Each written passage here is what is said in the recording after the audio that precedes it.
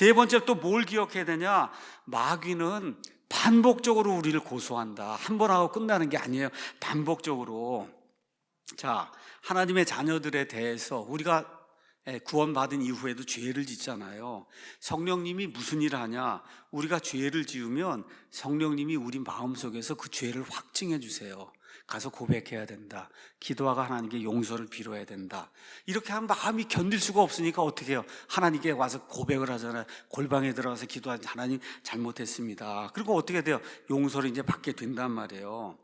이 일이 끝나면 그 일에 관한 성령님의 일은 다 끝난 거예요. 성령님이 더 이상 하실 게 없는 거예요. 확증해 줬고 여러분이 가서 진정으로 회개하고 그리고 하나님의 용서를 받으면 끝난 거예요. 물론 내가 잘못한 그런 사람이 있으니까 그 사람과 관계를 회복하고 하는 그런 일, 이거는 인간으로서 내가 해야 될 일이지만 하나님과의 관계는 끝났단 말이에요. 하나님과의 관계는 끝났어요. 그러므로 원칙적으로 우리의 양심이 투명하게 유지가 돼야 되는데도 이게 안 생기는 거예요. 양심 속에 계속 괴로운 목소리가 계속 들려오면 이건 뭐냐? 마귀가 이미 용서받은 죄들을 다시 고소하고 있는 게 아닌가.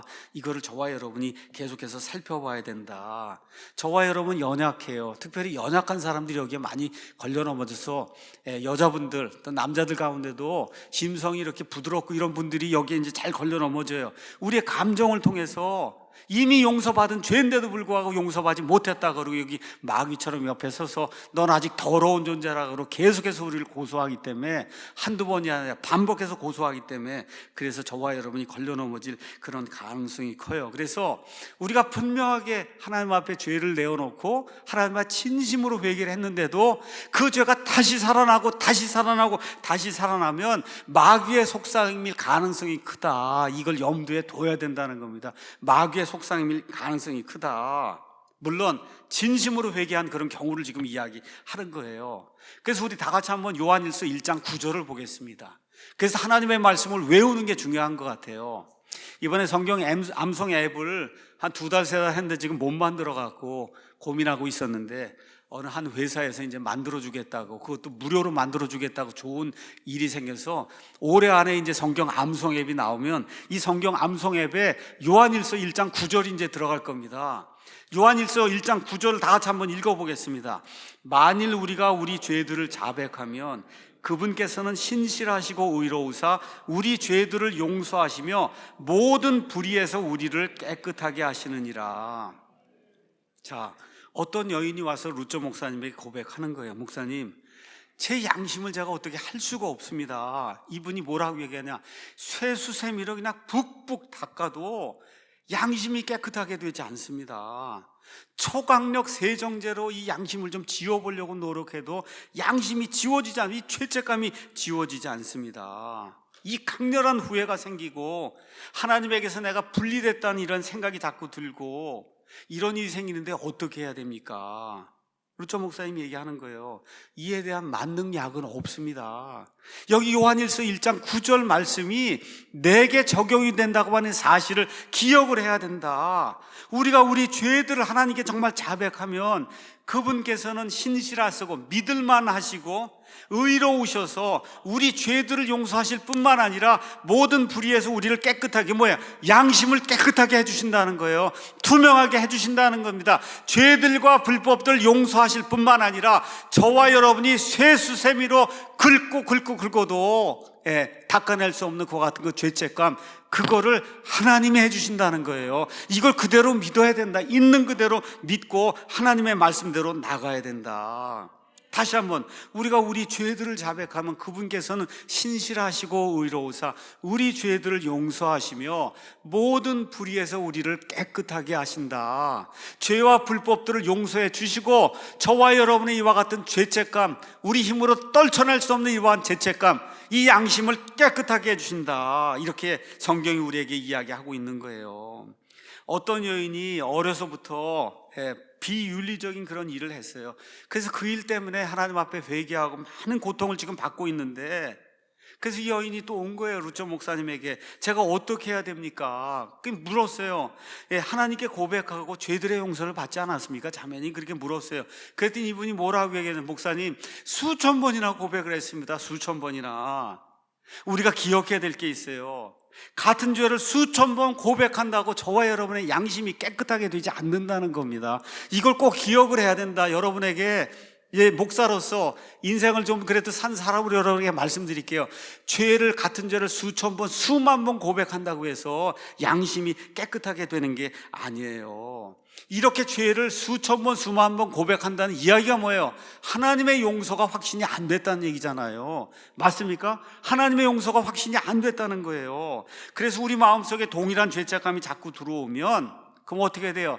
예수님이 십자가에 흘려주신 그 갈보리 십자가의 그 피가 저와 여러분의 과거의 죄, 현재의 죄, 미래의 죄, 모든 죄책감과 절망, 그렇죠? 수치, 이거를 다 십자가에서 지고 가셨다는 그 사실을 저와 여러분 기억을 하고 스가랴서 3장으로 가서 주의 천사가 마귀를 꾸짖는 이와 같은 그 장면을 저와 여러분이 생각하라고 원하시면 저 그림도 하나 가지고 가서 보는 거예요. 제가 홈페이지에 올려놓을 테니까 마귀가 이루면은 그 옆에 누가 서 있어요? 예수님이 서 계시구나 이렇게 생각을 하고, 인간이기 때문에 저는 비주얼라이제이션을 우리가 볼 때가 필요할 때가 있는 거예요. 자, 그래서 죄책감은 어떤 역할을 하냐? 우리를 하나님께 데려가는 역할을 하는 거예요. 죄책감이 그럼 좋은 거예요, 나쁜 거예요? 좋은 건데, 근데 진지하게 정말 고백하면 죄책감이 없어져야 정상인 거예요. 없어져야 정상인 거다. 왜 그래요? 하나님 편에서 이미 죄들을 다 용서하셨기 때문에.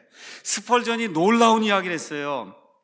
사람들은 죄의 산을 세웁니다. 근데 하나님은 그것보다 훨씬 더 높은 은혜의 산을 세우십니다. 그러면 사람들은 그것보다 더 높은 죄의 산을 세우잖아요.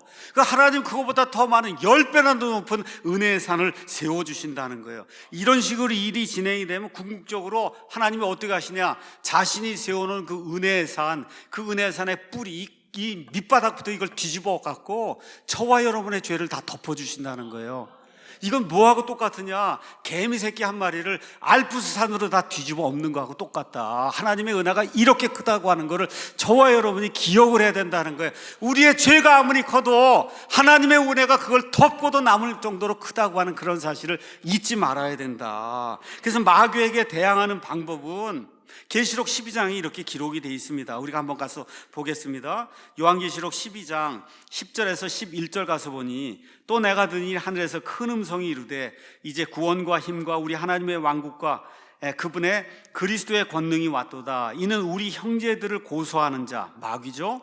즉 우리 하나님 앞에서 밤낮으로 그들을 고소하던지. 여러분, 마귀가 밤낮으로 하나님 앞에서 우리를 고소한다는 거예요.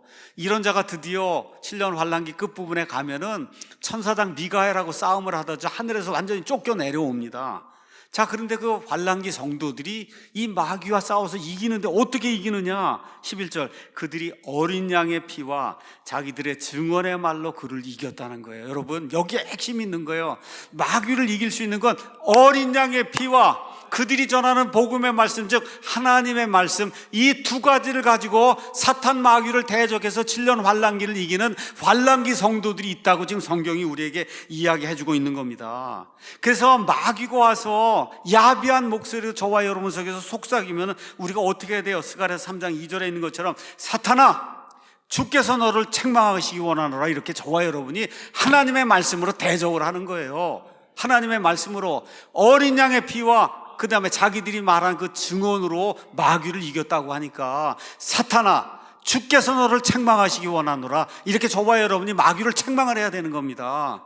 그리고 어떻게 하냐? 로마서 8장으로 가시는 거예요. 로마서 8장에 가서 8장 맨 끝부분에 있는 하나님의 말씀을 이야기하는 겁니다. 8장 38절에 내가 확신하노니, 마귀가 와서 야비한 음성으로 저와 여러분을 유혹을 하고 저와 여러분을 비난하면 이렇게 얘기하는 거예요. 내가 확신하노니 사망이나 생명이나 천사들이나 마귀들이나 권력들이나 권능들이나 현재 있는 것들이나 장래 있을 것들이나 높음이나 깊음이나 다른 어떤 창조물이라도 우리를, 여기다 나를 그렇게 집어넣고 그리스도 예수 우리 주 안에 있는 하나님의 사랑에서 떼어놓을 수 없느니라. 믿습니까, 여러분? 이걸 기억하는 거예요. 사탄을 책망을 하고 그 다음에 어떻게 해야 돼요? 내가 무슨 노력을 해도 하나님의 사랑에서 나를 떼어놓을 수 없다 하고 하나님의 말씀으로 대적을 해야, 그래야 이길 수 있다는 겁니다.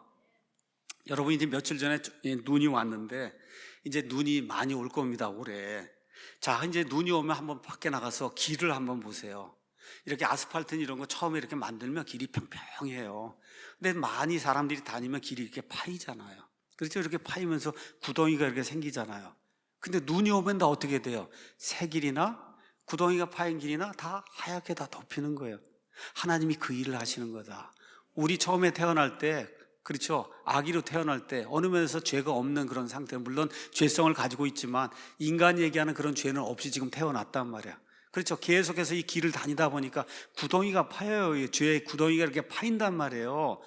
예수 그리스도의 십자가의 피가, 그렇죠, 그 죄로 인해서 파여있는 그 구덩이를 흰 눈처럼 덮어준다는 겁니다. 이사야서 1장 18절에 이렇게 되어 있어요. 주께서 말씀하시느니라 이제 오라. 우리가 함께 변론하자. 함께 변론하자는 게 우리 예수님께서, 우리 하나님께서 너희 죄들이 주홍 같을지라도 눈같이 희게 될 것이요 진홍같이 붉을지라도 양털같이 되리라고 우리 주님께서 말씀해 주시는 이 하나님의 음성을 저와 여러분이 오늘 우리에게 말씀하시는 하나님의 메시지를 받아들이시기를 예수님의 이름으로 축원합니다. 결론의 말씀 드리겠습니다. 스가랴서의 여호수아 사건, 이걸 보면은 저와 여러분이 기억해야 될 게 있어요. 죄책감이 있으면 하나님께로 나아가야 돼요. 하나님께로부터 도망을 가야 돼요. 나아가야 되는 거예요. 죄책감이 있으면 하나님 앞에 나아가야 되는 거지, 무섭구나 그러고 도망가면 안 된다는 거예요. 변명하지 말고 위선을 부리지 말고 있는 그대로, 영어 찬송에 가면 just as I am, 있는 그대로 지금 내가 이 앞에 왔습니다.